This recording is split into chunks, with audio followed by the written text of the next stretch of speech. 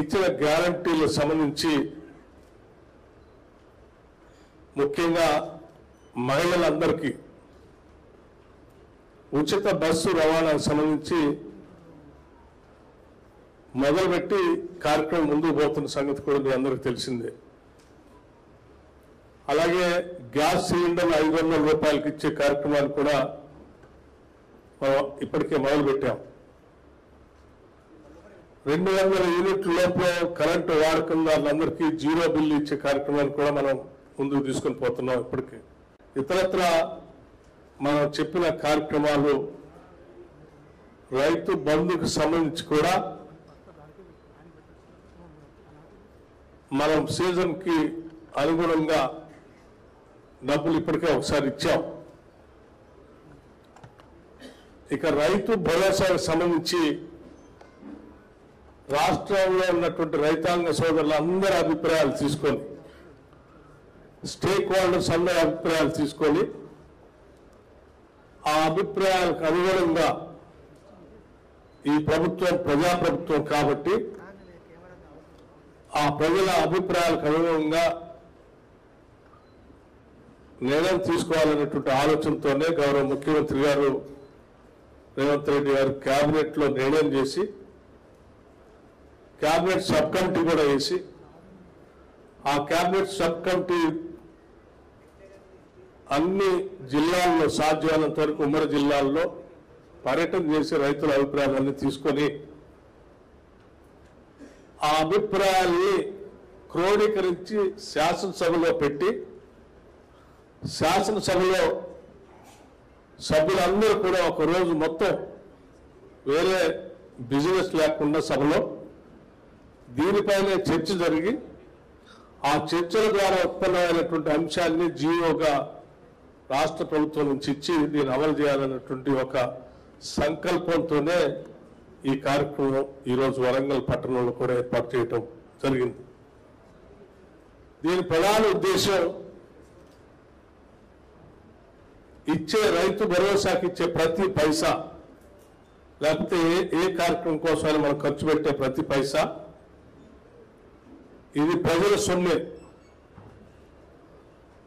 ప్రజలందరూ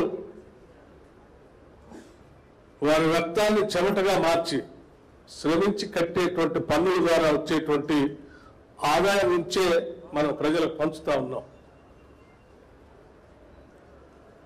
అది ఆ ఆదాయాన్ని అధికారంలో ఉన్నటువంటి మేము అడ్డగోలుగా పంచే కార్యక్రమాలు చేయకుండా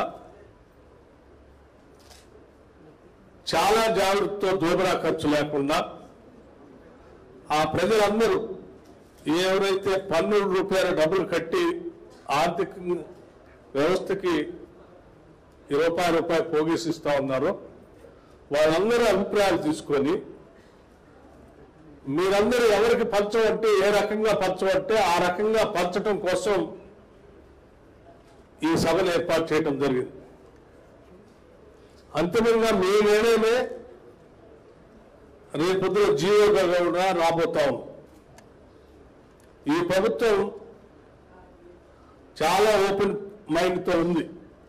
ఒక ఉన్నతమైనటువంటి ఆలోచనతోనే ప్రజాప్రభుత్వంగా ప్రజల దగ్గరకు వచ్చి ప్రజల ఆలోచనలు తీసుకొని ఈ నిర్ణయం చేయాలనేటువంటి ఆలోచనతో ఈ కార్యక్రమాన్ని ఏర్పాటు చేశాం. కాబట్టి ప్రజలు రైతులు అందరి అభిప్రాయాల్ని ఎక్కువ సమయం తీసుకోకుండా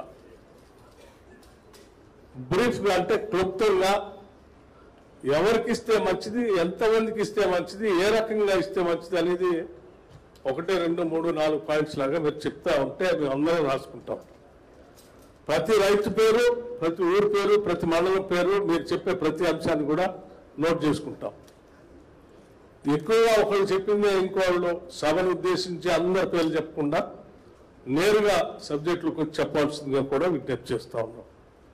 అట్లాగే శాసనసభ్యులు, శాసనమండలి సభ్యులు మనమందరం ఈ రైతులందరూ చెప్పిన అంశాలను సభ కార్యక్రమాన్ని మొదలుపెట్టవలసిందిగా కోరే ముందు